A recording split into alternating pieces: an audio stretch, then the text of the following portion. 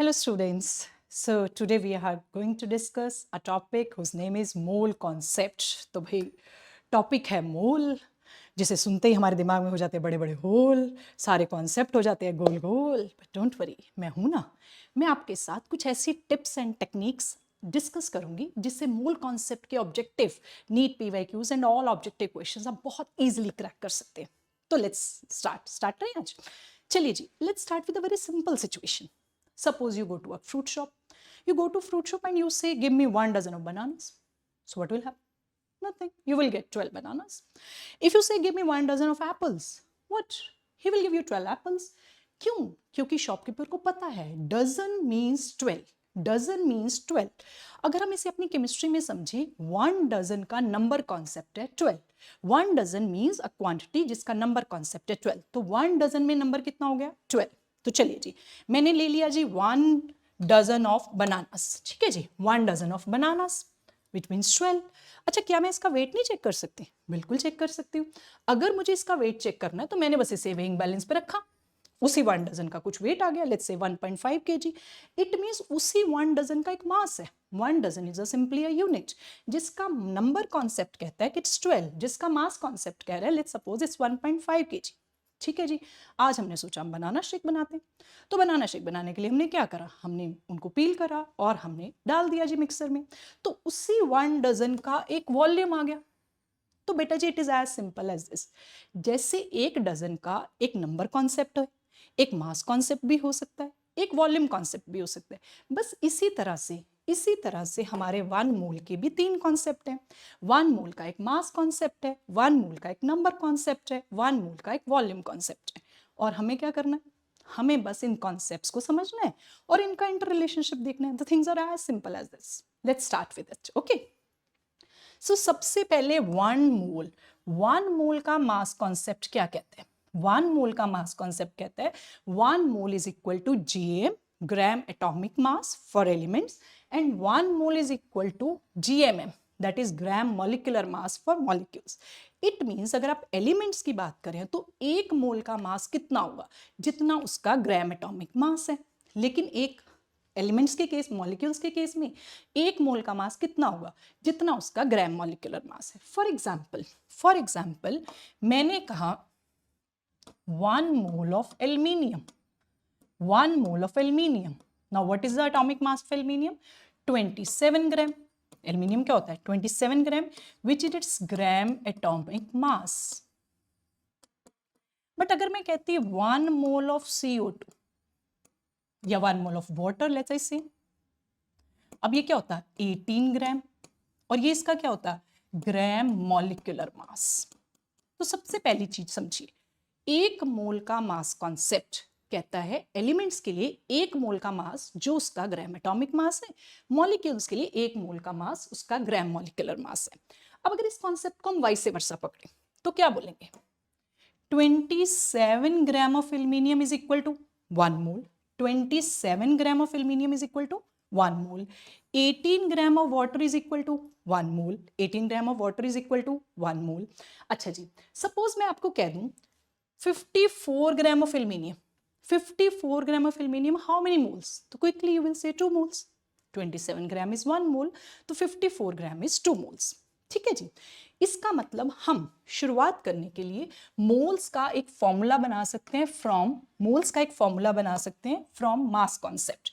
और मास कॉन्सेप्ट से मोल का फॉर्मूला बनेगा गिवन वेट, जो आपको दिया होगा, डिवाइड बाय उसका ग्राम एटॉमिक मास अगर वो एलिमेंट्स है, या ग्राम मॉलिक्यूलर मास अगर वो मॉलिक्यूल्स है.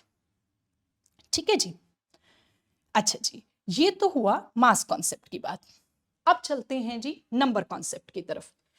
1 मोल में कितने particles, how many number, I am talking about how many. 1 mole में कितने पार्टिकल्स? Na. कितने पार्टिकल्स? Na. 1 मोल में कितने particles? Na. Now you will say ma'am किसके? तो चलिए let's go to again fruit shop.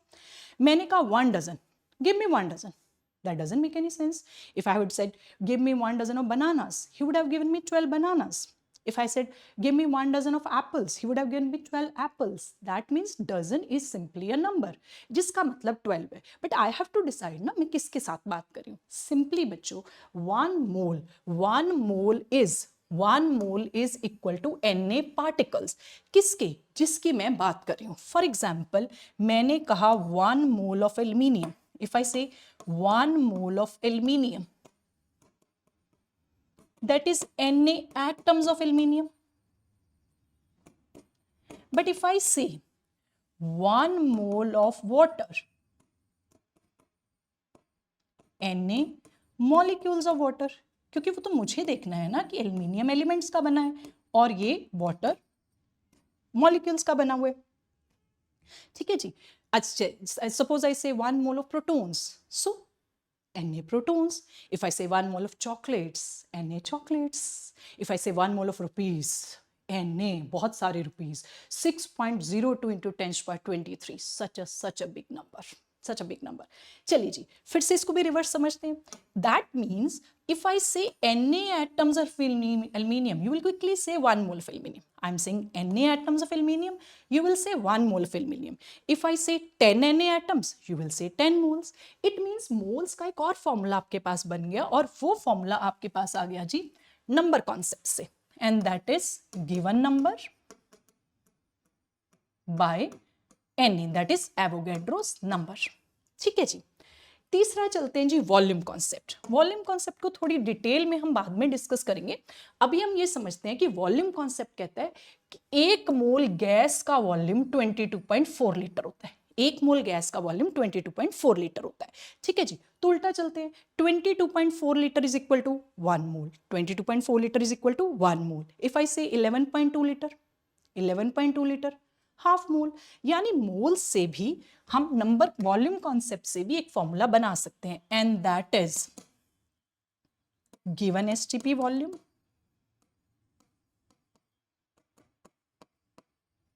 In litres divide by 22.4 litre. तो भी बिल्कुल बेसिक से एक बात पकड़ते हैं और क्वेश्चन शुरू करते हैं. तो हमें पकड़ना है, अपने मन में बार बार रिवाइज करना है. 1 मोल का मास जीएम या जीएमएम में, 1 मोल के पार्टिकल्स Na पार्टिकल्स हैं, 1 मोल गैस का एसटीपी वॉल्यूम 22.4 लीटर है. ठीक है जी. एंड टू स्टार्ट विद हम ये 3 फॉर्मूलाज अपने माइंड में रखेंगे which will help us.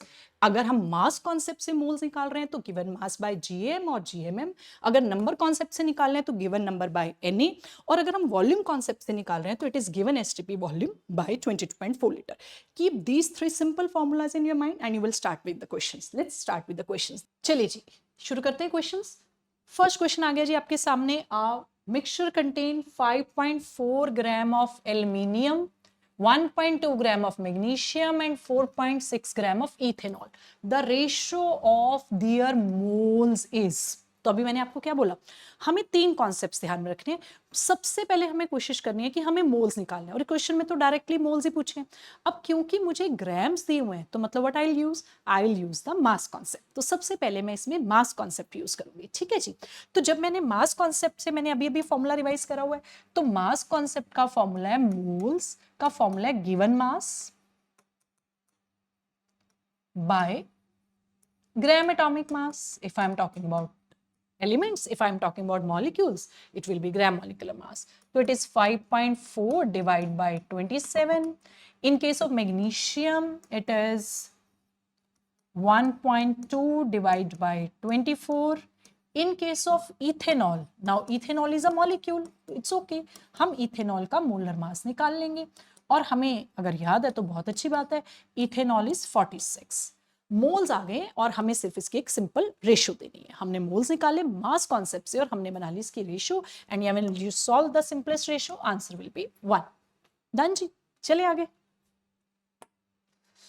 Number of molecules in 16 gram of methane. सबसे पहले आप क्वेश्चन में देखेंगे मास दिया है, वॉल्यूम दिया है या नंबर दिया है, कोई ना कोई एक चीज जरूर होगी, वहां से बस आप अपने मोल्स पकड़ लीजिए. ठीक है जी. सो इसमें दिया 16 ग्राम ऑफ मीथेन.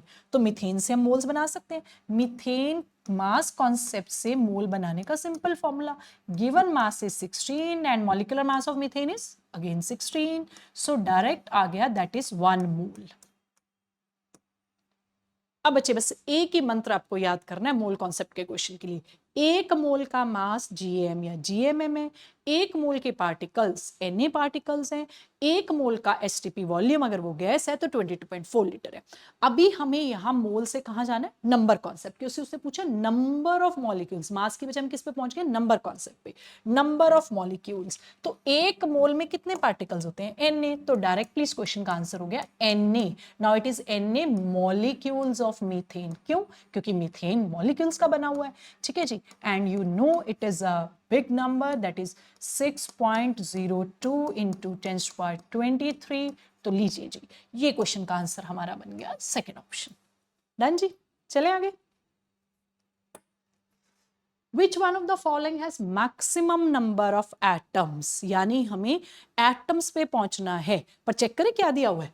सारी ऑप्शन में they are giving grams grams grams grams, सबका 1 ग्राम है। मतलब हमारे पास फिर से क्या है, मास, और मास से हम कहां पहुंचेंगे, मोल्स पे।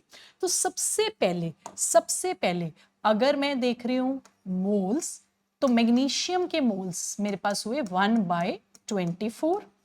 अगर मैं जा रही हूं O2 के केस में तो इट इज 1/32। एक छोटी सी मिस्टेक है पर आप जल्दबाजी में कर देते हो, प्लीज मत करना।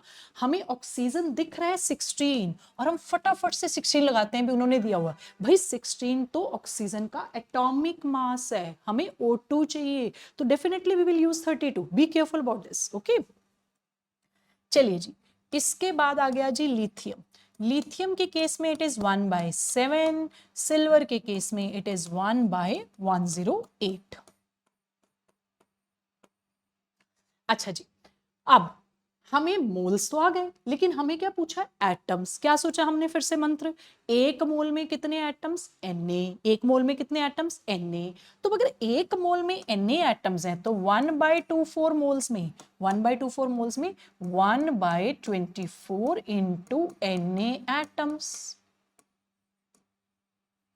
आगे बढ़े, ऑक्सीजन के केस में 1/32। बट बी केयरफुल, छोटी सी बात याद रखेंगे, देखो O2 है ये, बाकी सारे एलिमेंट्स से, पर ये एक मॉलिक्यूल दे दिया, पर क्वेश्चन तो एटम्स का है। तो वेरी सिंपल, हम सोचेंगे O2 किसका बना हुआ है, 2 एटम्स का। O2 में कितने एटम्स है, 2, यानी जितने मॉलिक्यूल्स हैं आप उससे 2 से मल्टीप्लाई कर दीजिए। तो अगर आप उसे 2 से मल्टीप्लाई करते हैं तो you will get the answer is 2 Na atoms. Lithium के केस में 1/7 इंटू Na एटम्स, ये तो एटम्स का ही बना हुआ है। चलिए जी, it is 1/108 into Na atoms, ठीक है जी। अच्छा जी, ये हमने सबके निकाल लिए and the calculation is very simple, हमें कोई कैलकुलेशन करनी ही नहीं है। यू सी, नोमिनेटर सबका सेम है और हमने देख रहे हैं जिसका डिनोमिनेटर सबसे छोटा है हमने बस उससे आंसर निकाल लेना है। तो क्विकली हमारा आंसर आ गया, that is third option. Done जी, चलें आगे।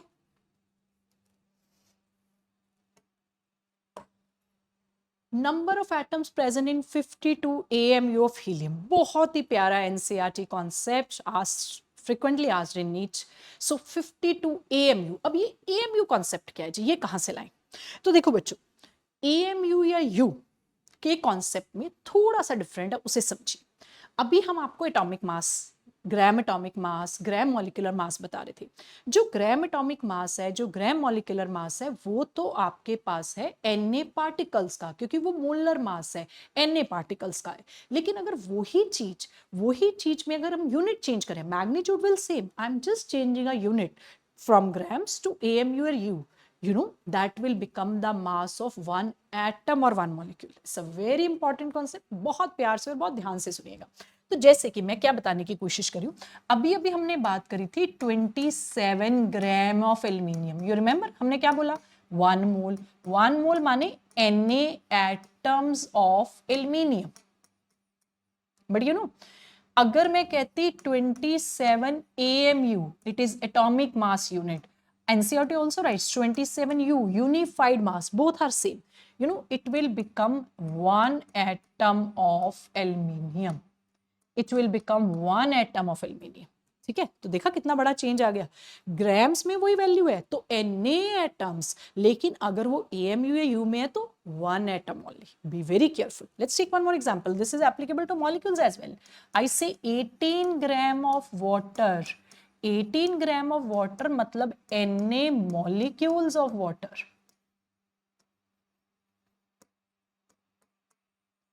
But if I say 18 AMU or 18U, it is equal to 1 molecule of water. 1 molecule of water. 1 molecule of water.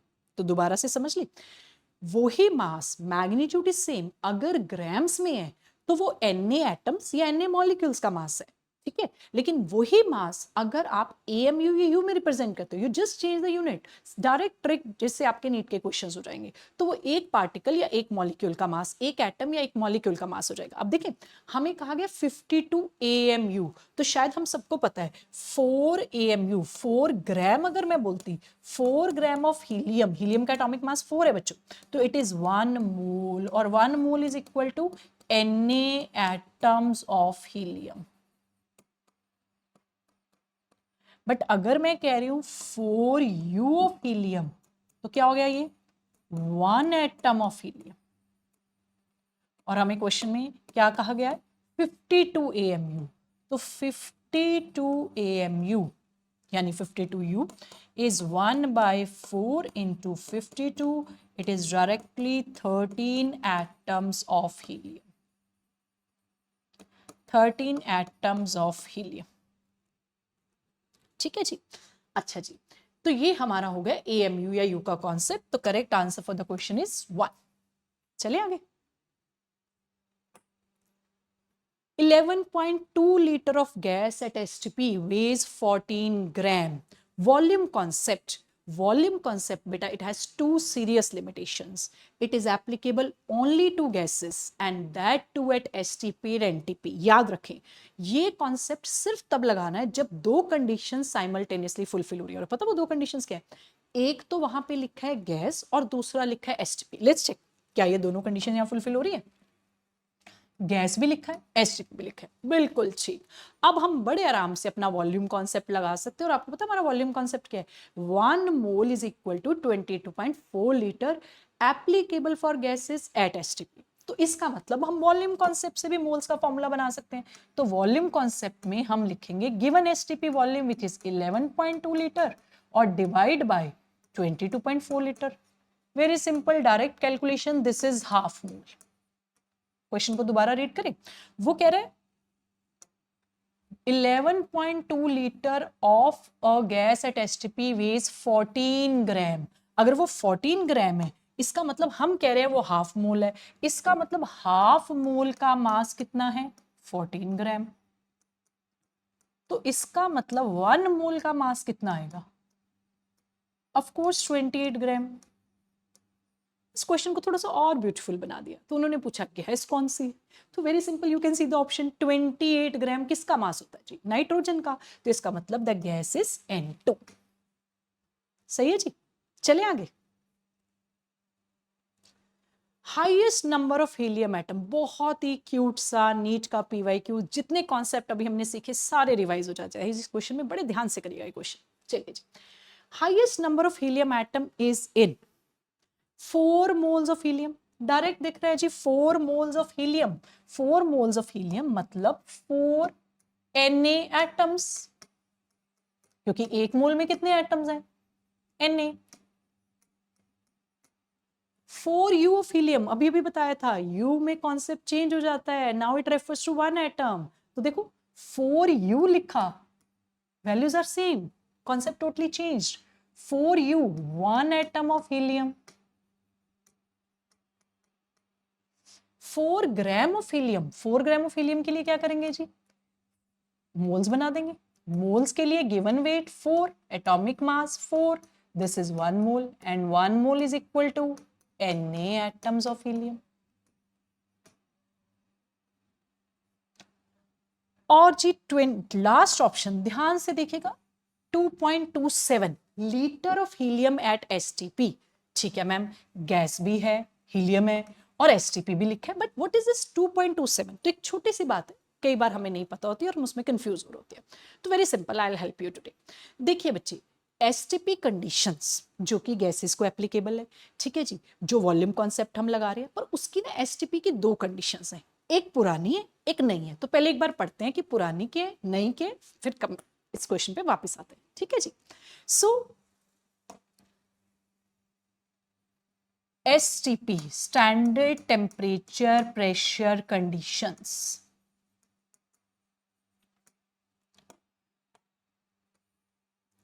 इसमें दो तरह की कंडीशंस हैं जी।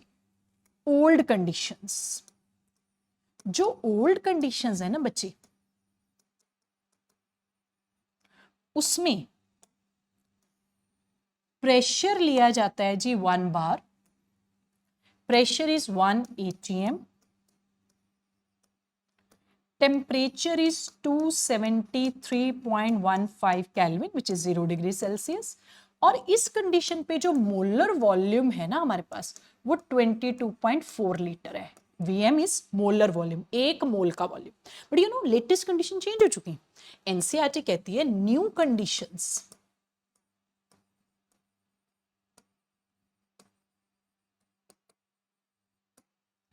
न्यू कंडीशंस में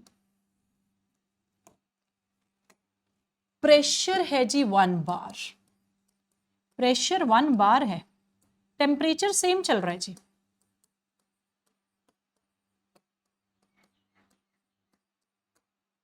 यहां पे मोलर वॉल्यूम की वैल्यू हो चुकी है 22.7 लीटर। कोई ज्यादा डिफरेंस नहीं है, क्योंकि आपको सबको पता है 1 बार और 1 एटीएम में भी कोई ज्यादा डिफरेंस नहीं है, बस वो थोड़ा सा डिफरेंस है। पर मैं एक बात क्लियर कर रही थी कि डोंट वरी, अगर क्वेश्चन में पुरानी कंडीशन चल रही है, 90% क्वेश्चन हमारे बच्चे 22.4 लीटर से चल रहे हैं, इट्स ओके, चलने दो। अगर किसी क्वेश्चन में 22.7 का, यानी एनसीईआरटी ने भी, एग्जाम्पलर ने भी यूज करा है, नीट पीवाईक्यू में भी यूज हो रहा है, तो वो 22.7 का कॉन्सेप्ट यूज कर रहा है। तो बस आपको दिखना है कि दोनों कॉन्सेप्ट ठीक है, जो क्वेश्चन में ऑप्शंस में है आप उसके अकॉर्डिंग चल पड़े। तो अगर हम यहां से moles of helium fourth option में निकालने की कोशिश करते हैं, तो फोर्थ ऑप्शन में हमारे पास मोल्स ऑफ हीलियम बने 2.27 डिवाइड बाई 22.7। ठीक है जी। तो हमें साफ दिख रहा है कि हमें बहुत ज्यादा कैलकुलेशंस पे अब जाने की जरूरत ही नहीं है, क्योंकि उसने highest number of helium atom पूछा है, तो हमारा आंसर बस एक ही है, that is first option. Got it? चलिए जी आगे बढ़ते। Number of electrons in 18 ml of water. Question को देखते ही, ml को देखते ही सबसे पहली चीज लगा दो जी वॉल्यूम कॉन्सेप्ट। दिख रहा है 18 ml volume concept. I told you ये सबसे बड़ा ब्लंडर है जो 90% बच्चे करते हैं। आई टोल्ड यू अभी अभी, जो आपका एसटीपी कॉन्सेप्ट है that is two serious limitation. क्या बताई थी? It is applicable only to gases and that too at STP. अब आप बताएं ना, हमारी बॉटल में अगर पानी है तो गैस तो नहीं है ना, दिस इज वाटर ओनली। तो जब भी पानी का क्वेश्चन आए तो सबसे पहले take a sip of water and check, ये पानी है, ये गैस नहीं है, ये लिक्विड है। आप इस पे एसटीपी कॉन्सेप्ट नहीं लगा सकते। ऐसा ये कॉन्सेप्ट है जो बच्चे अक्सर गलत करते हैं और नीट अक्सर इसका क्वेश्चन पूछते हैं। तो आज के बाद बहुत अच्छे से याद रखेंगे, पानी पे एसटीपी कॉन्सेप्ट नहीं लगाना, पानी लिक्विड है। ठीक है जी, पानी लिक्विड है। चलिए मैम ये तो हम समझ गए कि पानी लिक्विड है तो एसटीपी कॉन्सेप्ट नहीं लगाएंगे, पर फिर करेंगे क्या? आपने तो कुछ और वॉल्यूम कॉन्सेप्ट में हमें नहीं बताया, फिर अब इस क्वेश्चन को कैसे करें? तो बच्चे पानी के लिए थोड़ी सी हमारी अप्रोच अलग हो जाएगी। बेटा वाटर के केस में प्रैक्टिकली हम मानते हैं कि वाटर की डेंसिटी 1 ग्राम पर ml है, तो हमें इससे वॉल्यूम कॉन्सेप्ट से नहीं चलना, हमें इसे डेंसिटी से चलना है। प्रैक्टिकली वाटर की डेंसिटी 1 ग्राम पर ml है, तो क्या होगा? तो फिर डेंसिटी का फॉर्मूला आपके पास होता है मास बाय वॉल्यूम।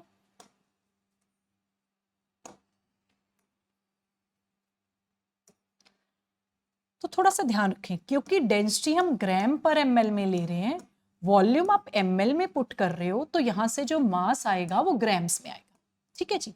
अब जैसे हम पुट करते हैं, हमारे क्वेश्चन में 18 ml है ना, डेंसिटी हमने कितनी ली है? 1, मास निकालना है जी, वॉल्यूम 18, तो मास कितना आ गया? 18 ग्राम। बस ये एक छोटी सी बात आप पकड़ ले तो बहुत आसान हो जाएगा जी।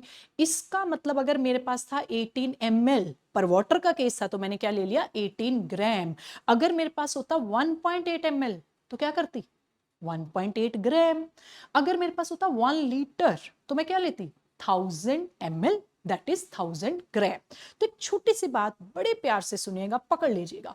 पानी के केस में वॉल्यूम कॉन्सेप्ट एसटीपी वाला नहीं लगा सकते। पानी के केस में हम एक बात याद रखेंगे, जो उसका वॉल्यूम दिया है ml में वो ही उसका मास हो जाएगा ग्राम्स में। ध्यान से याद रखिएगा, जो उसका वॉल्यूम दिया है ml में वो ही उसका मास हो जाएगा ग्राम्स में। ठीक है जी। तो बस फिर 18 ग्राम मतलब 18 ml मतलब 18 ग्राम, तो यहां से हम क्या निकाल सकते हैं जी, यहां से हम निकाल सकते हैं जी मोल्स। तो पानी के मोल्स कितने आ गए, बिल्कुल डायरेक्ट कैलकुलेशन, 18/18 इज 1 मोल।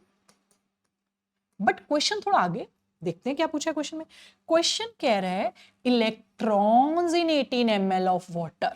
तो अब मैं कैसे सोचूं, मुझे इलेक्ट्रॉन्स पे पहुंचना है, तो मैं ये सोचूंगी कि 1 मोल में कितने मॉलिक्यूल्स हैं, तो मुझे पता ही है 1 मोल में कितने मॉलिक्यूल्स हैं, Na। 1 mole is equal to Na molecules, 1 mole is equal to Na molecules of water.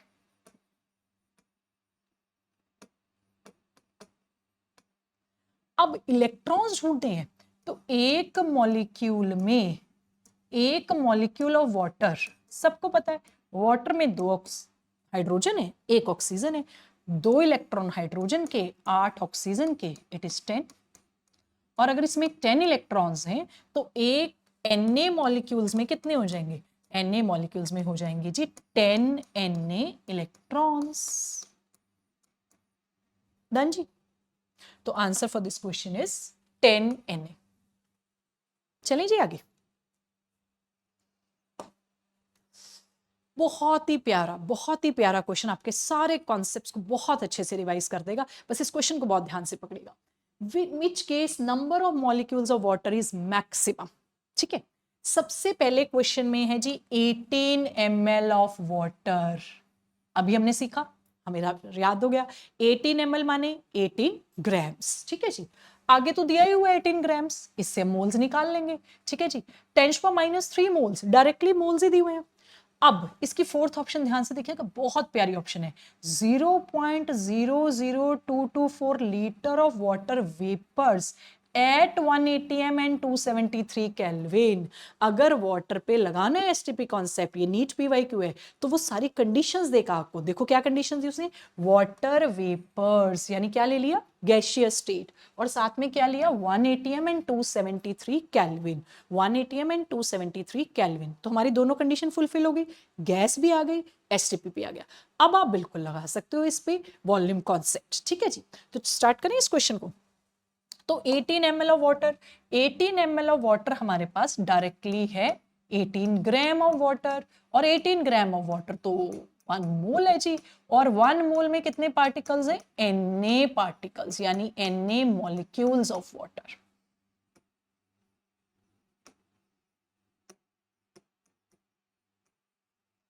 और 0.18 ग्राम इसके मोल्स हम बना ही लेंगे, given weight by molar mass. तीसरे ऑप्शन में तो आपको मोल्स डायरेक्टली दिए ही हुए।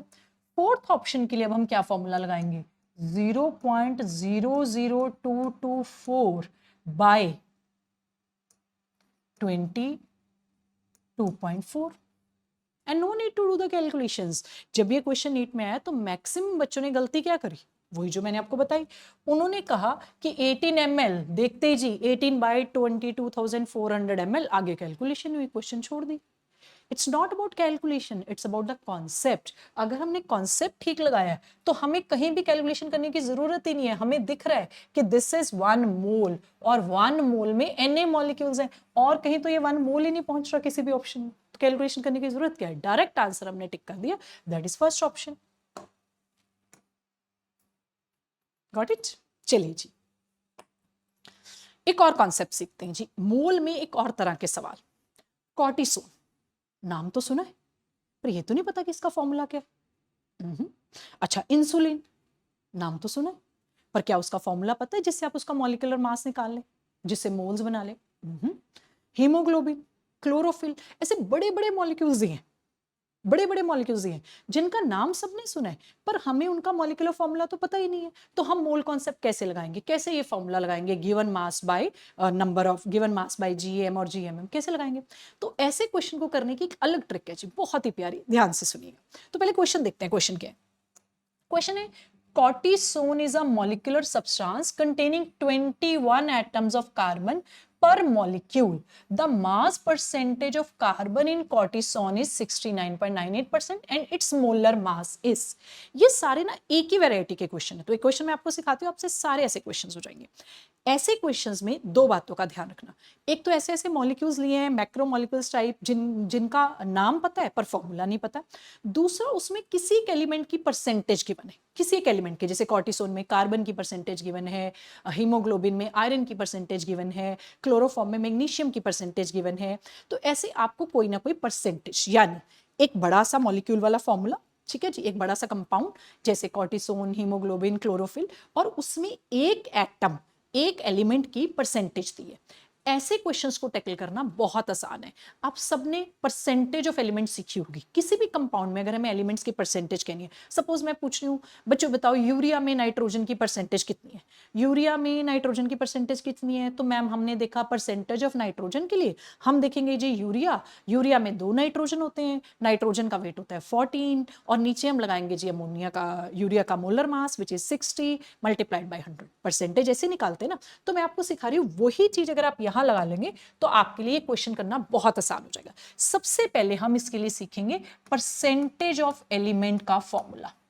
तो किसी भी कंपाउंड में जब हमें एलिमेंट की परसेंटेज पूछी होती है तो हम पता कैसे प्रोसीड करते हैं, हम देखते हैं उस एलिमेंट के नंबर ऑफ एटम्स कितने, फिर उसका एटॉमिक मास उस एलिमेंट का, डिवाइड बाय उस कंपाउंड का मॉलिक्यूलर मास,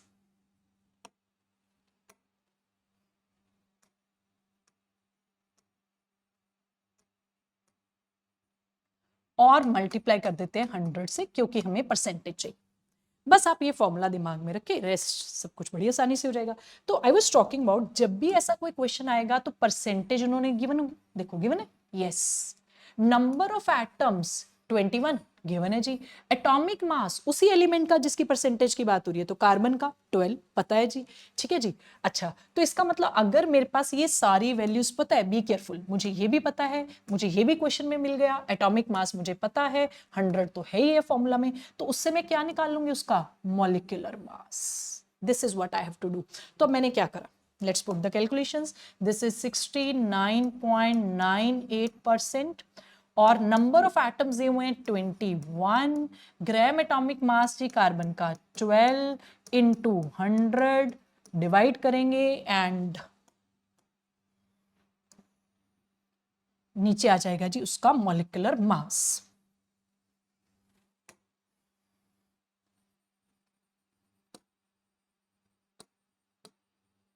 और जब आप इसे सॉल्व करेंगे मॉलिक्यूलर मास के लिए, you will get the answer as 4th option, ठीक है जी। तो ऐसे सारे क्वेश्चन इस परसेंटेज ऑफ एलिमेंट वाले फॉर्मूला से आसानी से हो जाते हैं।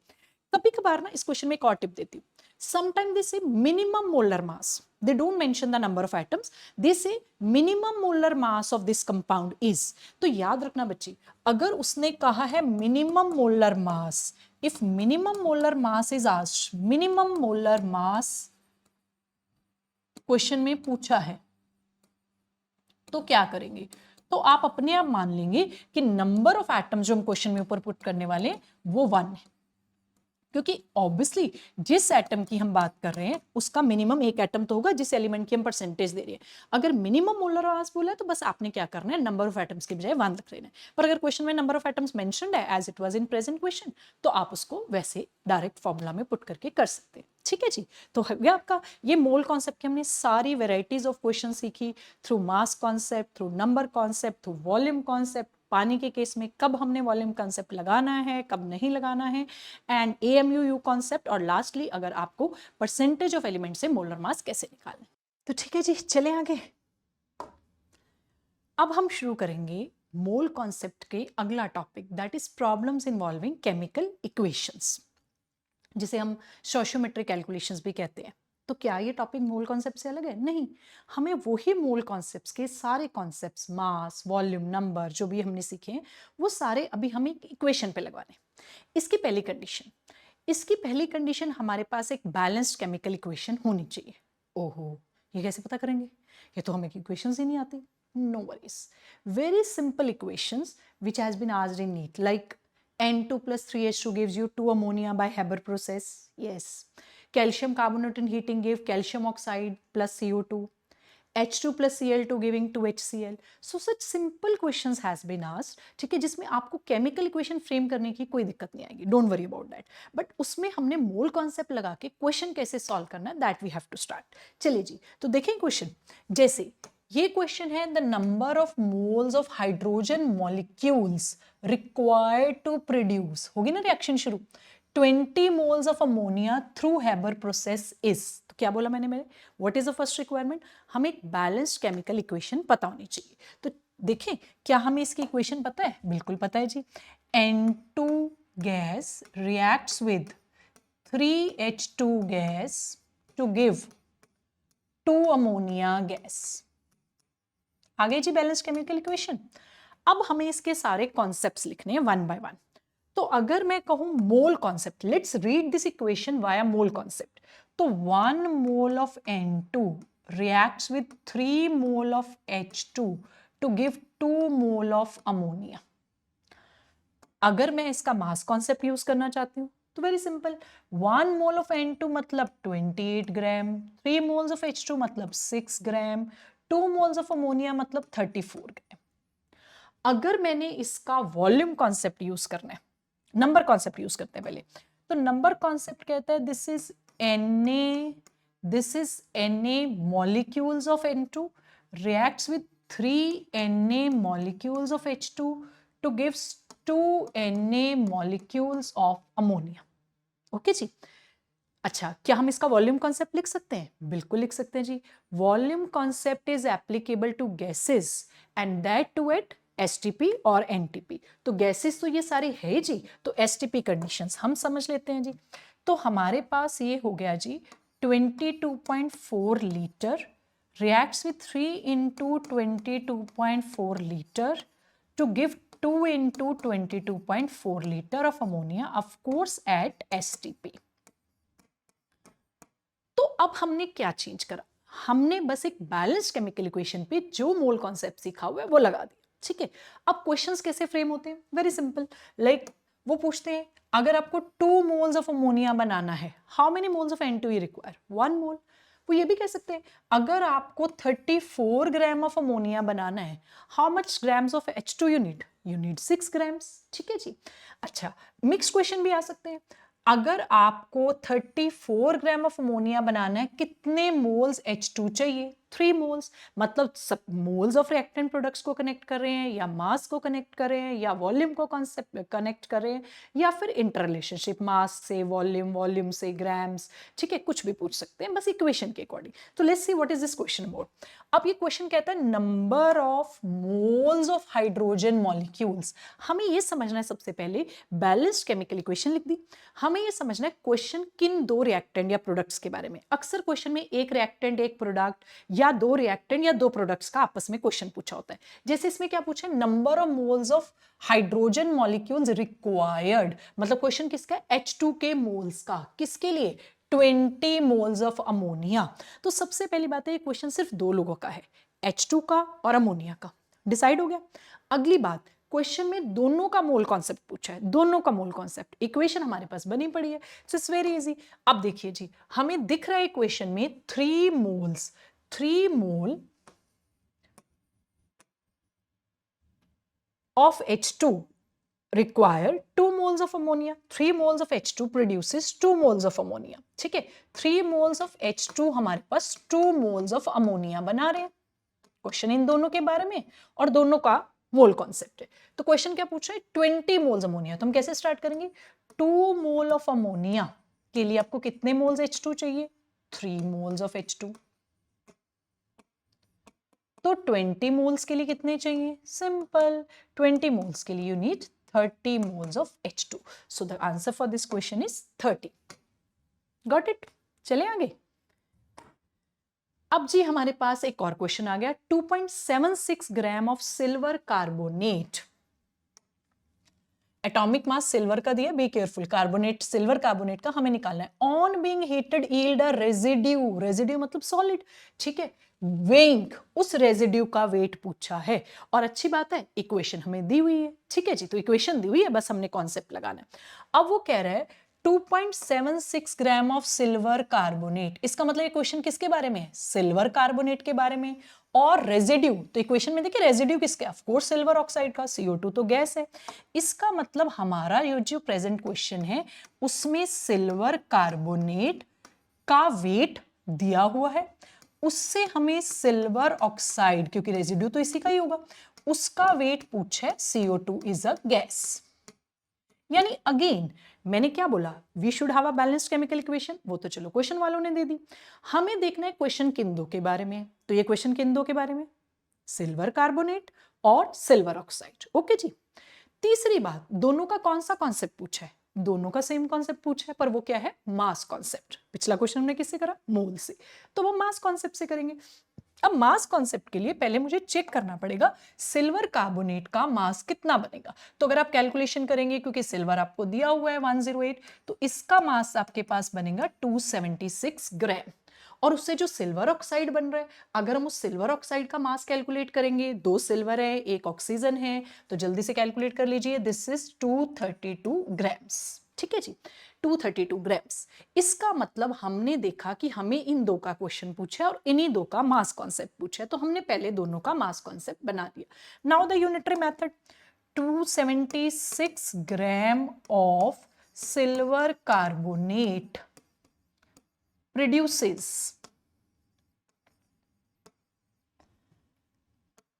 232 gram of Ag2 and 2.76 gram. Maximum time calculation is not an issue, बस हम कॉन्सेप्ट ठीक से लगाएं।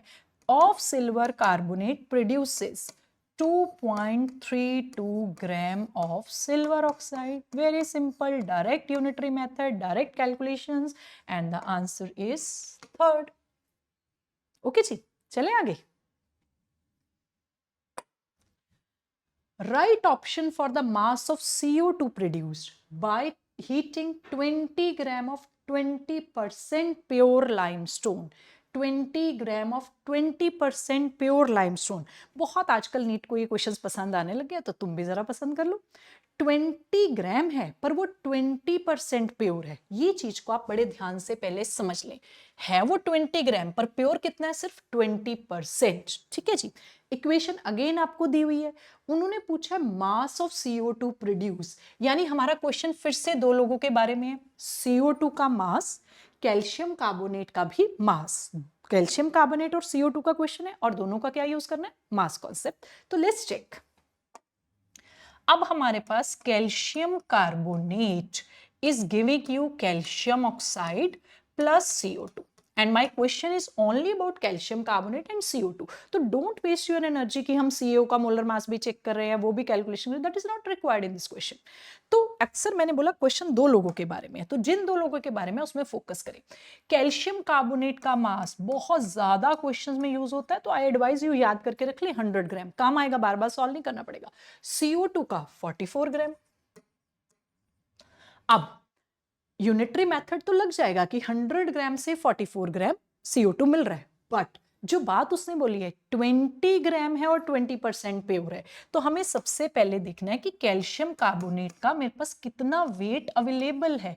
तो था वो 20 ग्राम, पर प्योरिटी कितनी है, सिर्फ 20%। तो अगर सिर्फ 20% प्योरिटी है, तो जितना प्योर है वही तो रिएक्ट करेगा ना। तो मुझे सबसे पहले देखना पड़ेगा what actual weight of substance I have. तो एक्चुअल वेट इज जस्ट 4 ग्राम।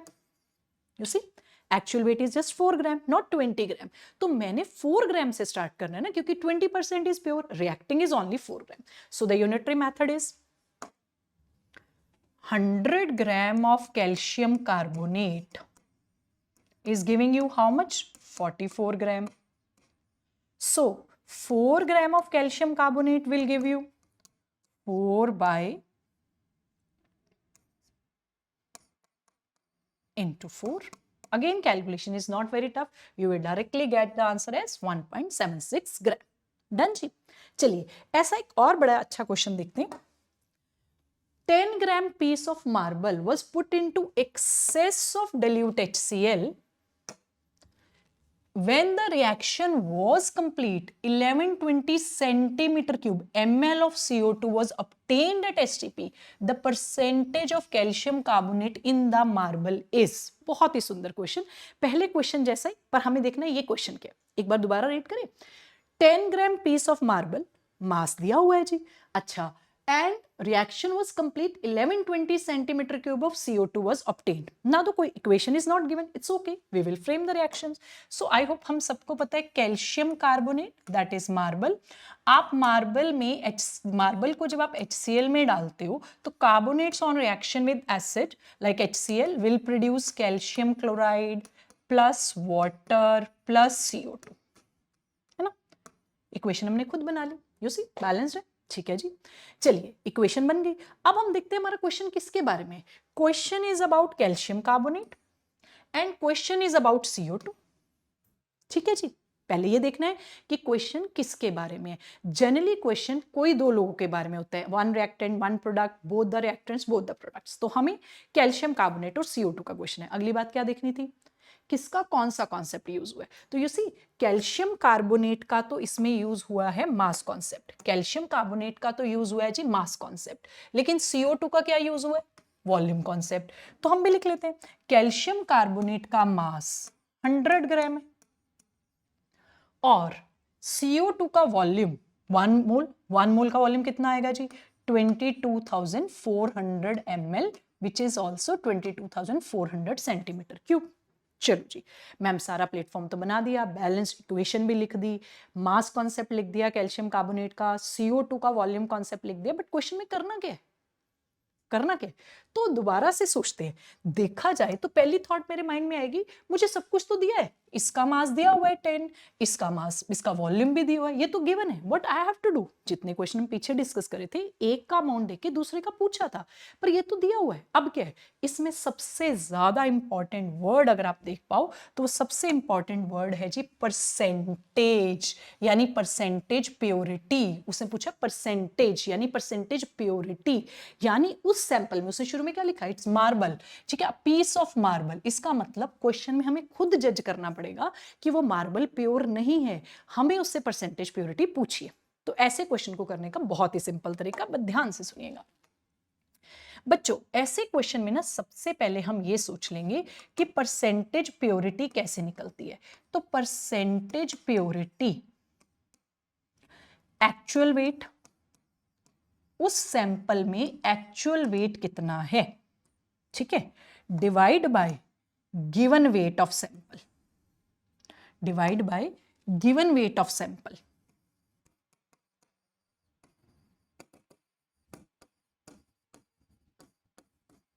और क्योंकि परसेंटेज है तो 100. ये फॉर्मूला पहले से माइंड में रख के चलें कि ये परसेंटेज प्योरिटी का क्वेश्चन है. अब क्वेश्चन को दोबारा रिव्यू करोगे तो गिवन वेट है वो सैंपल का, वो जो 10 ग्राम है that is just the given weight, यानी गिवन वेट मुझे पता है. क्या मैं एक्चुअल वेट सॉल्व कर सकती हूँ? अच्छा, ये कैसे सॉल्व कर सकते हैं, तो दोबारा सोचते हैं. क्या मैं ये पता कर सकती हूँ कि इतना CO2 बनाने के लिए मुझे कितने ग्राम कैल्शियम कार्बोनेट एक्चुअली चाहिए था? मैं ये भी तो चेक कर सकती हूँ ना कि इतना वेट CO2 तो इतना वॉल्यूम आ रहा है, तो मुझे कितना वेट कैल्शियम कार्बोनेट का चाहिए था, मैं चेक कर लेती हूँ और फिर मुझे समझ आ जाएगा कि हाउ टू प्रोसीड. तो ऐसे क्वेश्चन में आप खुद चेक करेंगे कि कितना एक्चुअल वेट है. They have just given you the given weight, तो एक्चुअल वेट आप खुद चेक करेंगे. तो it's very important, very easy. हमने देखा कि हमारे पास 22,400 centimetre cube which is ml only of CO2 is produced by, हमारा बैलेंस इक्वेशन कहता है कि it is produced by 100 gram of calcium carbonate, 100 gram of calcium carbonate.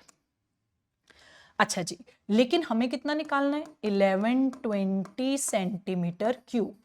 तो 1120 सेंटीमीटर क्यूब के लिए हम वेट चेक कर ले इसका. तो when you will solve it 1120 centimetre cube के लिए कितना चाहिए होगा, तो it is only 5 gram of calcium carbonate. हमने खुद से सॉल्व कर लिया एंड इट इज 5।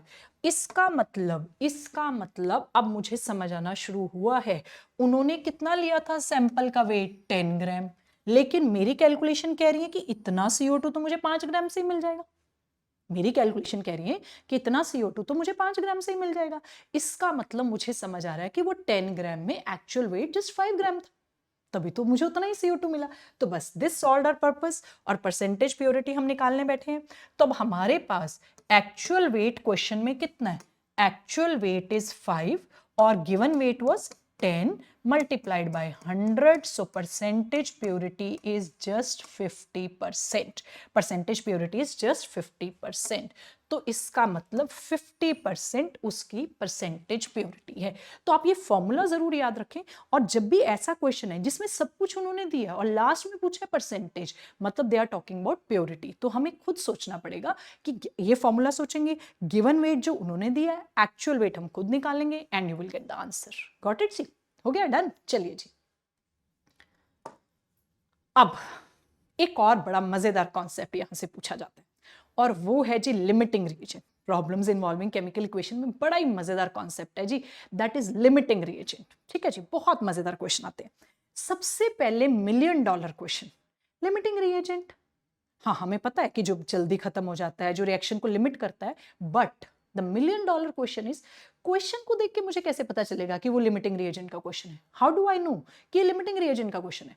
बहुत ही अच्छा कॉन्सेप्ट आपका डेवलप कर रही हूं, ध्यान देना।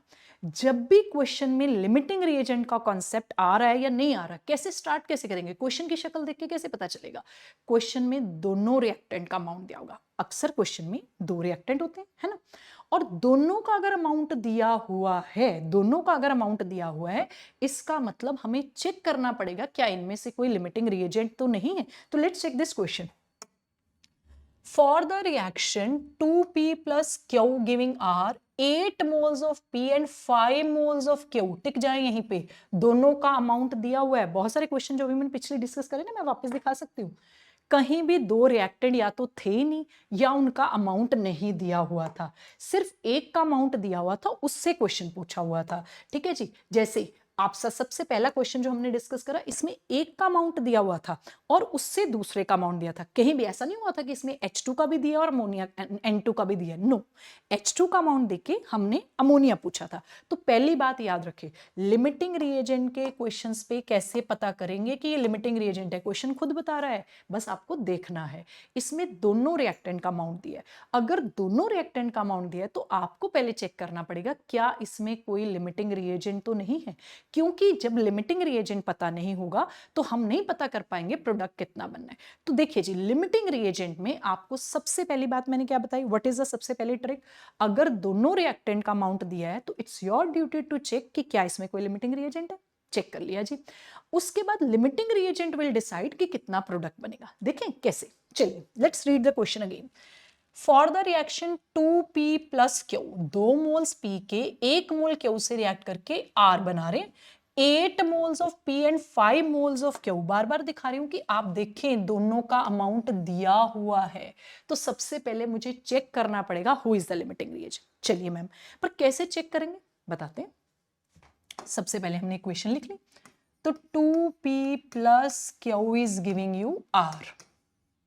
अब इस इक्वेशन को हम पढ़ रहे हैं तो ये कह रहा है 2 moles of P require 1 mole of Q। ठीक है जी, ये इक्वेशन की बैलेंसिंग बता रही। तो हमने क्या करना है, हमने सबसे पहले चेक करना है आइडेंटिफिकेशन ऑफ लिमिटिंग रिएजेंट। हमने देखना है लिमिटिंग रिएजेंट इज, इनमें से कौन सा लिमिटिंग रिएजेंट है। ठीक है जी, पहली टिप बताई, दोनों का अमाउंट दिया है तो तुम चेक करोगे, दोनों का कोई भी मोल वॉल्यूम दोनों का दिया है तो you have to check limiting. कैसे स्टार्ट करें, जिससे मर्जी स्टार्ट करो, आप P से स्टार्ट करो, आप Q से स्टार्ट करो, any of the reactant you will get the answer.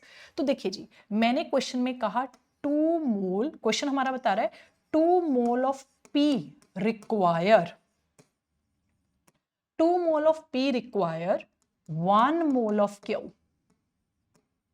Okay जी, 2 mole of P require 1 mole of Q. Question में कितने हैं जी? क्वेश्चन में दिए हुए हैं जी 8 मोल पी के। तो अगर 2 मोल के लिए 1 मोल रिक्वायर हो रहा है तो साफ पता चल रहा है 2 के लिए 1 रिक्वायर हो रहा है, तो 1 मोल के लिए कितना रिक्वायर हो रहा है? 4। बस यहां पे जरा टिक जाए। हमारा क्वेश्चन कह रहा है 8 मोल्स अगर आप पी ले रहे हैं, 8 मोल्स अगर आप पी ले रहे हैं तो क्यू कितना रिक्वायर्ड है? 4। 8 मोल्स अगर आप पी ले रहे हैं तो क्यू कितना रिक्वायर्ड है? 4। ठीक है जी। अब जरा चेक करें, according to question ATQ, according to question Q available is 5 mole. बस यहां पे टिक जाए। देखिए जी, क्वेश्चन कहता है मुझे इसके 8 मोल्स के साथ मुझे इसके 4 मोल्स चाहिए। 8 मोल्स के साथ मुझे इसे 4 मोल चाहिए। क्वेश्चन कहता है मेरे पास 5 मोल पड़े। तो सोचो, कहते हैं ये 4 मोल्स चाहिए पर पड़ा है 5 मोल्स। कोई चीज अकॉर्डिंग टू क्वेश्चन आपको सिर्फ 4 मोल चाहिए, लेकिन वो पड़ी हुई है 5 मोल्स, यानी जितना रिक्वायर्ड है उससे ज्यादा पड़ा है। तो बेटा वो तो ज्यादा पड़ा है ना, अगर वो ज्यादा पड़ा है तो उसको हम लिखेंगे एक्सेसिव रिएजेंट, उसको हम लिखेंगे ER, एक्सेसिव रिएजेंट। ठीक है जी। अब अगर हमें डिफाइन हो गया, हमें पता चल गया कि क्यों एक्सेसिव रिएजेंट है, तो डेफिनेटली फिर P आपके पास क्या है? Thus P is limiting reagent. Thus P is limiting reagent. ये चीज आपको अच्छे से सीखनी है तो दोबारा सीखें। क्या बोला मैंने? आपको सारे रिएक्टेंट्स का अमाउंट दिया है, तो सबसे पहले आप चेक करेंगे कि कौन लिमिटिंग रिएजेंट है। बच्चे परेशान होते हैं, मैम किससे स्टार्ट करें, पी से या क्यू से? बेटा किसी से भी स्टार्ट कर लो, you will definitely get the answer. अभी हमने पी से स्टार्ट करा था, तो देखो हमने कैसे देखा, हमने देखा कि 8 मोल्स पी के लिए हमारे पास 4 मोल्स क्यू चाहिए, पर क्यू हमारे पास अवेलेबल है क्वेश्चन में कितने? 5 मोल्स। ये इसका मतलब जो चीज 4 चाहिए वो तो 5 पड़ी है, तो वो तो एक्सेसिव रिएजेंट हो गया। तो अपने आप पता चल गया P इज लिमिटिंग रिएजेंट। आप वैसे वर्षा से भी चेक कर सकते हो, you will get the answer. खैर, अब अगर लिमिटिंग रिएजेंट, पहला सबक, हमें जब दोनों रिएक्टेंट का अमाउंट पता है तो हम लिमिटिंग रिएजेंट के लिए जाएंगे। Once limiting reagent is decided, तो लिमिटिंग रिएजेंट विल चेक कितना मोल प्रोडक्ट बनेगा, क्योंकि लिमिटिंग रिएजेंट जब खत्म ही हो जाएगा तो एक्सेसिव रिएजेंट किससे रिएक्ट कर रहा है? तो लिमिटिंग रिएजेंट अगर खत्म हो रहा है तो हमें उससे चेक करना पड़ेगा कि वो कितना प्रोडक्ट बना रहा है। तो अब हमारे पास लिमिटिंग रिएजेंट डिसाइड हो गया P। अब दोबारा इक्वेशन को पढ़ते हैं। तो इक्वेशन कह रही है 2 मोल्स ऑफ P। अब मैं क्यों नहीं सोच रही हूं, क्योंकि मेरा लिमिटिंग रिएजेंट P है। 2 मोल से बन रहा है 1 मोल, 2 मोल से बन रहा है 1 मोल, तो 8 मोल से कितना बनेगा? 4 मोल्स। ठीक है जी, लिख के देखना है, चलिए लिख देते। 2 moles of P give 1 mole of R। हमारे पास कितने हैं जी? 8 मोल, तो 8 mole will give 4 moles of R।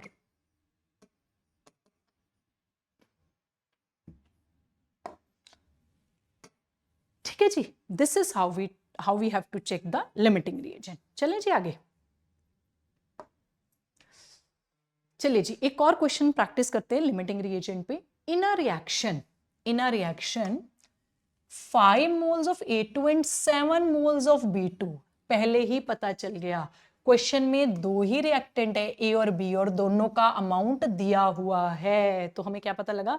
हमें पहले लिमिटिंग रिएजेंट चेक करना पड़ेगा। ठीक है, तो देखिए जी, चलिए इक्वेशन बनाते। हमारी इक्वेशन कहती है A2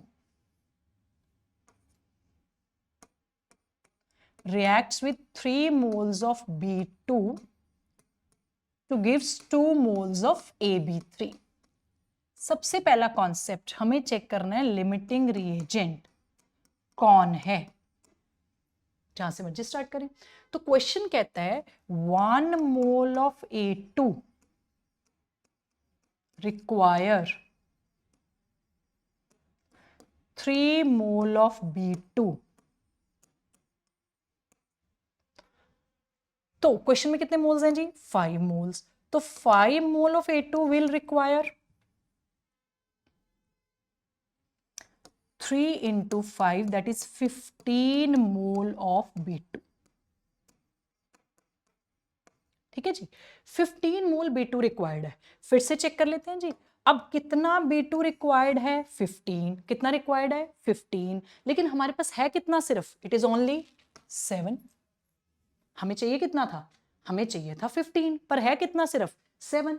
तो डायरेक्ट आंसर आ गया कि ATQ according to question B2 available is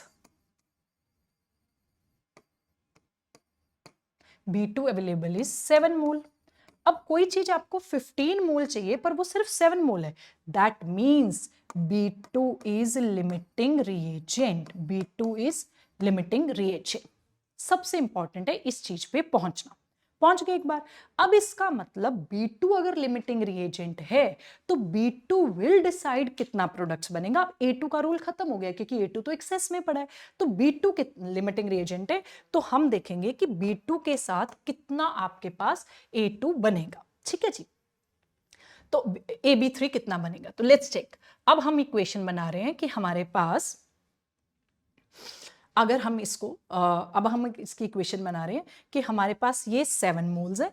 ठीक है जी। और 7 मोल के अकॉर्डिंगली हम सोचेंगे कि कितना मोल्स हमें AB3 मिलेगा। ठीक है जी। तो कितना मोल्स AB3 मिलेगा, लेट्स चेक। तो हमारे पास क्वेश्चन में हम पहले एक बार देख लें। क्वेश्चन कह रहा है हमारा कि हमें 3 मोल्स B2 से 2 मोल्स AB3 मिलेगा। 3 मोल्स B2 से 2 मोल्स मिलेगा। तो 3 मोल of B2 will produce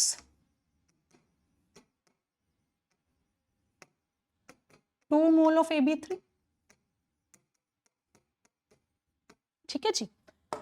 अब 3 मोल से बन रहा है 2 मोल्स और मेरे पास कितने मोल्स हैं? 7 मोल्स। तो चेक करिए 7 मोल से कितना बनेगा। तो 7 moles of B2 will produce 2/3 into 7, that is 14/3 mole. 14/3 mole. 14/3 moles तो मुझे चाहिए बने हैं AB3। ध्यान देना, लेकिन क्वेश्चन थोड़ा ज्यादा अच्छा है। तो एक बार देखें दोबारा क्वेश्चन में क्या पूछा था। क्वेश्चन में पूछा था what is the total number of moles of gases present in the container at the end of reaction. बहुत सुंदर क्वेश्चन है, ध्यान से देखना, हैव पेशेंस, आराम से समझते। हम लिमिटिंग रिएजेंट तक पहुंच चुके। हमें ये भी पता चल गया कि AB3 कितना बचा है, कितना बना है, वो भी डन है। ठीक है। B2 तो लिमिटिंग रिएजेंट था, वो तो खत्म ही हो गया। पर उसने मोल्स पूछे हैं तो एक्सेसिव रिएजेंट भी तो बचा होगा। अब एक्सेसिव रिएजेंट कौन सा है हमारा? एक्सेसिव रिएजेंट इज A2, जिसके कितने मोल से स्टार्ट करा था? 5 मोल से। तो इसका मतलब हमें ये भी तो चेक करना पड़ेगा A2 कितना बचा है। तो इस क्वेश्चन में हमें ये भी चेक करना पड़ेगा कि A2 कितना बचा है। अभी हमने कहा है कि AB3 इतना बचा है, तो let's check excessive reagent left कितना है। तो कैसे स्टार्ट करेंगे? Let's see the equation again. 1 mole of A2 required 3 moles of B2। तो हम कैसे सोचेंगे? हम सोचेंगे कि 3 मोल ऑफ B2 रिक्वायर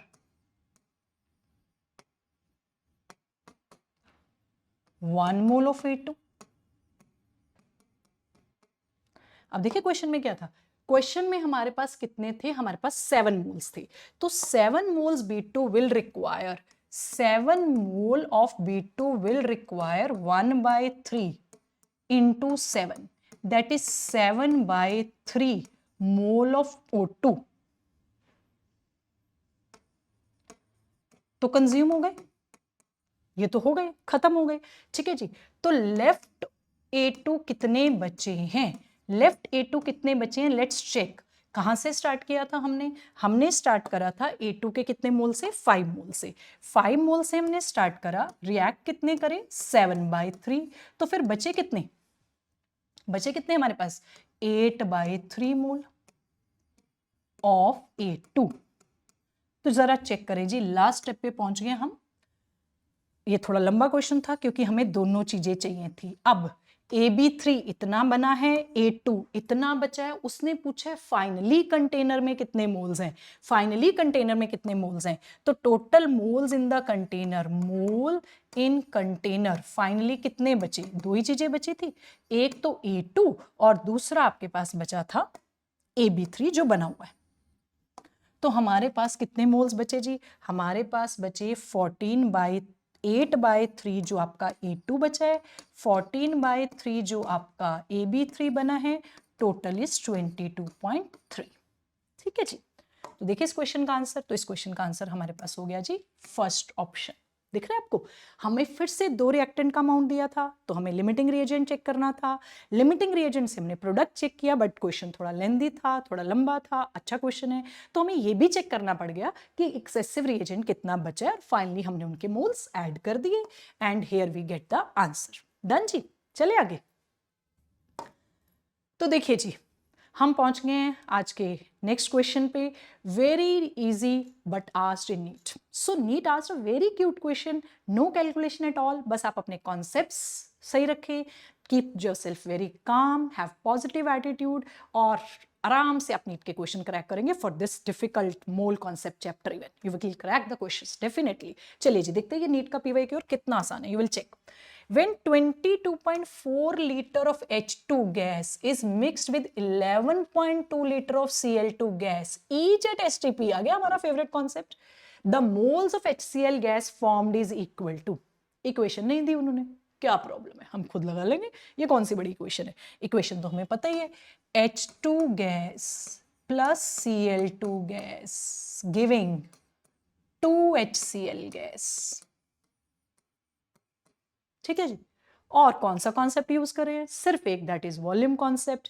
चलिए जी, हमारा क्वेश्चन कहता है अगर हम यहां अपना वॉल्यूम कॉन्सेप्ट लगाएं तो 22.4 litre of H2 will require 22.4 litre of Cl2। ठीक है जी। फिर से दोनों रिएक्टेंट का अमाउंट दिया है, हाइड्रोजन का 22.4 लीटर है और Cl2 का 11.2 लीटर। सोचो कितनी आसान, नो कैलकुलेशन एट ऑल। ठीक है जी। उन्होंने कहा आपके पास, उन्होंने कहा 22.4 लीटर H2 है, लेकिन Cl2 कितना दिया क्वेश्चन में? 11.2 लीटर। अब क्वेश्चन में ATQ अकॉर्डिंग टू क्वेश्चन साफ दिख रहा है, कोई क्वेश्चन बना के भी सोचने की जरूरत नहीं है, ये 22.4 लीटर ही है, बट ये 11.2 लीटर है। अब जब हमें दिख ही रहा है कि वो चाहिए तो था 22.4, पर है कितना? सिर्फ 11.2, तो साफ ही पता चल रहा है this is limiting reagent, Cl2 is limiting reagent. ठीक है जी। अब क्वेश्चन में क्या पूछा है? The moles of HCl gas, instead of asking volume concept उससे मोल्स पूछ लिए, तो it is okay, we are ready with mole concept. तो 2HCl मतलब 2 मोल्स ऑफ HCl, है ना, 2 मोल्स, उसका वॉल्यूम कॉन्सेप्ट और इसका मोल कॉन्सेप्ट। लेकिन अब क्वेश्चन किससे करेंगे? H2 से या Cl2 से? Cl2 से, लिमिटिंग रिएजेंट तो वही है ना। ठीक है, तो हमने सीधा लिखा कि 22.4 लीटर ऑफ Cl2 produces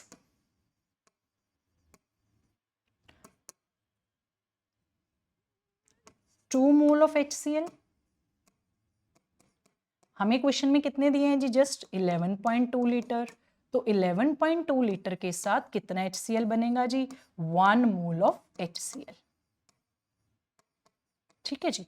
तो ये हो गया जी इस क्वेश्चन का answer, and answer is first option. ठीक है जी। तो ये आज हमने mole concept, problems involving chemical equation, वो सारे कॉन्सेप्ट्स उठाए जो नीट के लिए बहुत ज़्यादा इंपॉर्टेंट है।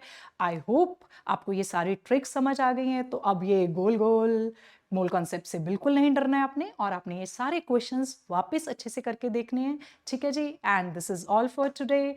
Wish you very very all the best. God bless you all, and thank you all. Thank you so much.